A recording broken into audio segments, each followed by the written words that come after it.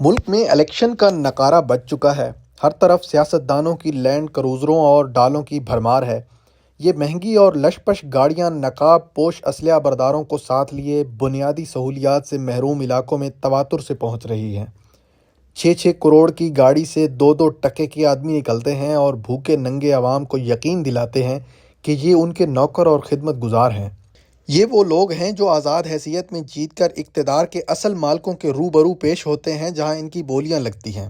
اربوں روپے کی اس کرپشن کا دروازہ خود عوام کے ہاتھوں سے کھلوایا جاتا ہے۔ عوام بھی کیا ہے، محض اس بنیاد پر ووٹ دینے پہنچ جاتے ہیں کہ فلاں خان صاحب ہمارے ہاں کلخانی پر تشریف لائے تھے۔ ان امیدواروں کو بھی عوامی ترجیحات کا بخوبی علم ہوتا ہے۔ ان سے بہتر کوئی نہیں جان سکتا کہ عوام بجلی، پانی، سڑک اور تعلیم کے معاملے میں ان کا گریبان کبھی نہیں پکڑیں گے۔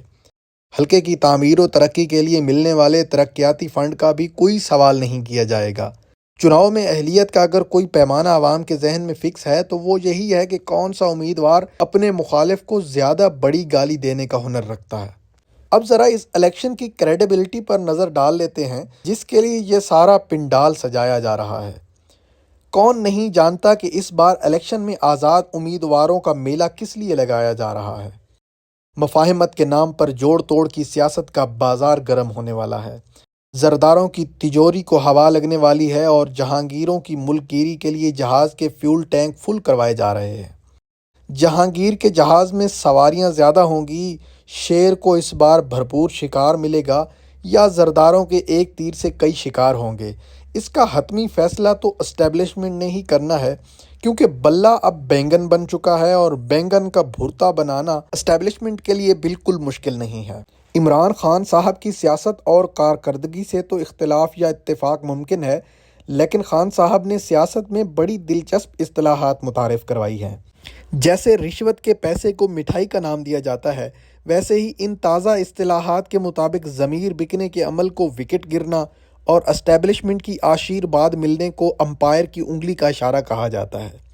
یہ بھی کتنی ستم ظریفی ہے کہ ان اصطلاحات کے موجد کو اس مرتبہ اسٹیبلشمنٹ اشارہ تو کر رہی ہے، لیکن صرف درمیانی انگلی کا۔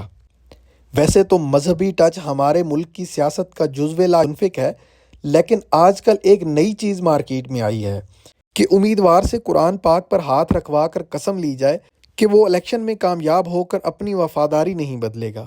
یہ بھولے بھالے لوگ پتہ نہیں ایسا کیوں نہیں سمجھ سکتے کہ جن امیدواروں کو الیکشن لڑنے کی اجازت مل چکی ہے، ان میں سے اکثر اپنی وفاداری پہلے ہی کسی اور جگہ جا کر ثابت کر چکے ہیں، ورنہ کاغذات نامزدگی بھی اس مرتبہ زیادہ تر انہی لوگوں کے منظور ہوئے ہیں جن کی منظوری اوپر سے ہو کر آئی ہے۔ بہرحال سلسلہ جو بھی ہو، اس بار ملکی تاریخ میں پہلی مرتبہ انتخابات اتنے شفاف ہو رہے ہیں کہ نتیجہ بالکل صاف نظر آ رہا ہے۔